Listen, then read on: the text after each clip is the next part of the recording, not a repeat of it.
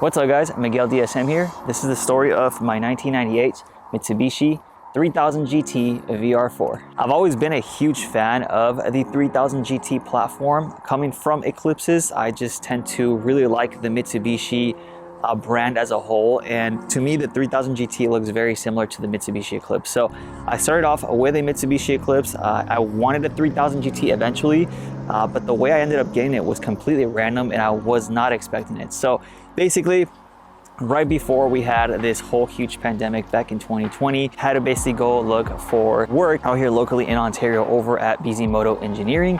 They initially offered me an internship for a whole month, and then based off my performance, they would either hire me on or just let me go, right? So I was like, all right, cool, that's a cool plan. I was basically initially their videographer. I helped around the shop. I learned a lot. I put the cars in the dyno.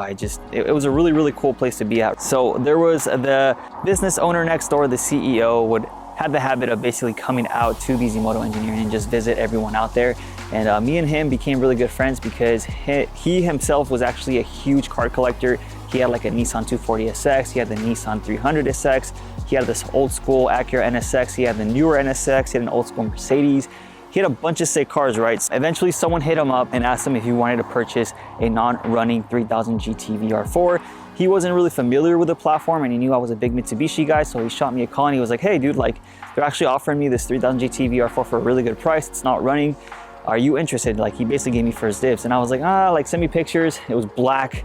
The paint was really, really bad. It hadn't been running since 2012, so basically over a decade now. He gave me the guy's information and I went to go check it out, and that same spot I was like, you know what, I'm just gonna buy it. Now the main issue that I had in the moment with this car is the fact that I had to get it running, and I was planning on just selling it off, right? Because I was currently in the process of building this 1975 Porsche 911, which if you're a huge Porsche fan, that car never came to fruition just due to many circumstances. I ended up selling it off and deciding to build this thing instead as soon as I left Moto Engineering and just kind of pursued my whole, I guess, YouTube career. So this car kind of came to life based off getting rid of my Porsche and deciding to build a Mitsubishi instead, which BZ told me, I still remember very clearly, he told me, you're not gonna get very far if you build a Mitsubishi.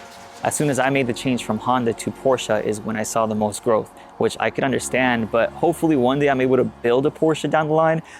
But I guess just based off what was happening in the moment, I just decided to, you know, take a risk, build this thing instead with the funds that I got from the Porsche shell. Now these cars, you never see them to begin with. There's very few people that are actually willing to take the time to build these. I understand the engine layout is a little bit difficult for a lot of people, and I think that's a huge reason as to why its main competition as far as the 90s legends kind of surpassed in many ways. But it is a great car, it is a great platform. Those people that have actually put themselves, you know, in the position to build one of these have seen a lot of great things from these cars, and I'm sure a lot of people can agree with me as far as how great these cars could be. I quit Moto. I sold the Porsche shell because I was no longer going to be there. It wasn't going to happen. Now I think the most nerve-wracking part of it was the fact that I had no steady income coming in as far as building the car. I had no business building the car, but I had the dream to just build the channel, build a cool car.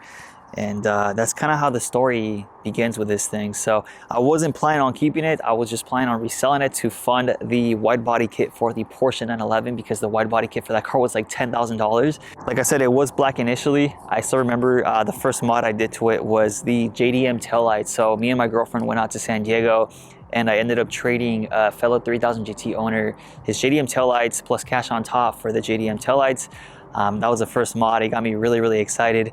Right after that, I went ahead and upgraded the fuel pump because of course it already had fuel system issues just from it just sitting for so long. Immediately after the taillights, I took my Inky NT03 wheels off my Evo and decided to put some new tires on them and run them on the 3000GT. And that to me is probably one of the best modifications that I've done to this car, just because they fit the red so well, and it's a really nice contrast. I love how this thing looks rolling, and it's just a really, really nice look. And even though I wasn't initially planning to build this car, as soon as I started, you know, adding mods to it is when I kind of started gaining a lot of appreciation for the platform, a lot of appreciation for the car, a lot of appreciation for how the car looks, especially from factory. These things just look beautiful. I did have the 1998, which is the 2G front end.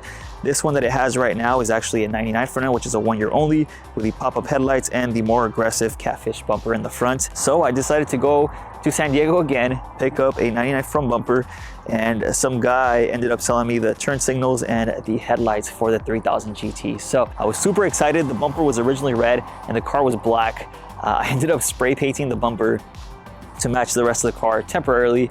And then eventually I went out to Tijuana, Mexico to pick up the carbonetics front lip, side skirt extensions, rear spats, and that just really started bringing the car together. I took it on a photo shoot, and that's the moment I realized I really like how this car looks. These cars have a lot of potential as far as just looking good. Right after the carbon fiber lip kit, I was like, you know what, it's time for some coilovers, and huge thanks to the guys over at Reaction USA.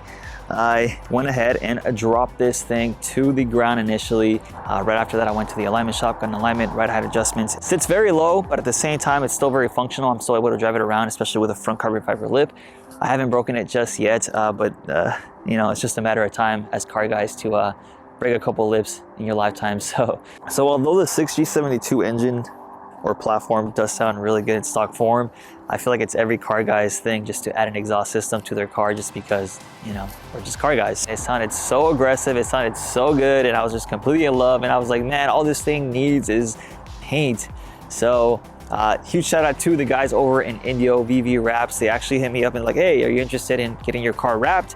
I'm sure you're either looking into painting it or to wrapping it. I highly recommend you wrapping it instead. It's just much easier to do. It lasts you a while, and they decided to do it. So I took it out to Indio, California, over to VV Wraps. I got this thing wrapped in the Avery Carmine Red. I think that's the name of it. It looks super beautiful, almost looks OEM. And when you see this car in person, you can't tell it's a wrap. For the most part, it looks like it's painted. And the guys over at VV Wraps did a really good job at just, you know, doing it right, because till this day, it's been almost a year and a half and there's no peels anywhere on the car. So huge shout out to them.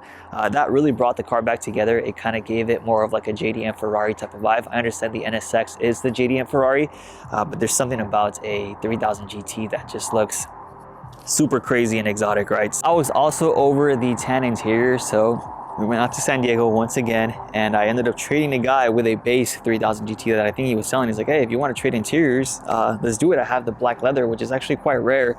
And I took the opportunity. I went down to San Diego and I traded with the guys. So huge shout out to you if you're watching this video. And you know, that just, I feel like the overall modifications of the car just really bring it together. It's nothing crazy. It's kind of like, it's pretty much an OEM plus build, which is basically just a stock looking 3000 GT with some additional add-ons such as wheels, coilovers, lip kits, a front mount exhaust system. Just kind of keep it clean and simple, so just kind of cruise around town. So that's kind of what I was going for with this car. I might go E85 and bigger turbos down the line, but due to the fact that I'm trying to build the Evo right now, I don't really want to put too much effort and money into this car because it could become a money pit really fast. For some reason, parts are really hard to find for this car, at least for me. And the people that do sell parts for these cars tend to overprice them due to the lack of supply for them. So it's just one of those cars that I feel like it's going to get very difficult to build down the line unless the owners themselves start like 3D printing or just start making stuff for the platform to basically keep it going. So I'm sure it'll happen, but right now it's kind of hard to tell due to the fact that, you know, we still have some access to some OEM parts, and luckily we do have the Facebook groups where a lot of people just, you know, sell and buy parts all the time. So huge shout out to the 3000 GT platform. It's been a pleasure thus far. I will officially be owning this car for 2 years, February 13 of 2023. So I got it February 13 of 2021. And at that point, I was just so deep in the build, I was just like, I'm just gonna finish this car off, do whatever I wanna do to it now. So I ended up getting the 99 rear garnish on it, which is a rare piece. A lot of people don't like it, just aesthetically, they just don't find it really appealing. To me, the 99 centerpiece in the back for the 3000 GTs is my personal favorite. Besides that, I did go ahead and start doing more power mods. So I did do the downpipe, I did install this super aggressive dual core front mount intercooler, which to me just makes the front end look super aggressive, especially as you're driving by, it just looks super crazy. Power-wise, all it has is a blowout valve, some MSD wires, the front mount, full exhaust system, and a boost controller. Besides that, fuel-wise, it does have a Walbro 255 and a Turbo Smart fuel pressure regulator. I know these could make a lot of power on the stock block. I'm sure they're very capable, especially once you go over to speed density standalone and get a proper tune. I think I've come to the conclusion that I actually kind of want to keep it stock. This car is very much a cruiser. It's actually really enjoyable to drive slow, which I've never really experienced with my Mitsubishi Evo or my Mitsubishi Eclipse. So the Evo to me feels like a go-kart. The DSM feels like a go-kart. This one feels like a boat, but in a good way. Like you just want to cruise it around town, look good. This thing, gets the most look out of the whole fleet. I'm not sure if it's because it's red, if it's because it's long, but I've noticed that people just tend to stare at it. And I think appreciate it because you just don't see the 3000 GT on the streets anymore. And just huge shout out to all the 3S guys because it's a dying breed. I feel like they have more of a cult following versus the Supra and the GTR guys. I think those are like the fanboy 90s cars. I like the underdog cars. So this to me is like the underdog of the 90s legends. And this is one of the reasons as to why I decided to build a 3000 GT, right? So unfortunately, I did have to sell off that Porsche 911, but I think it's worth it. Yes, would I do it again? I think so.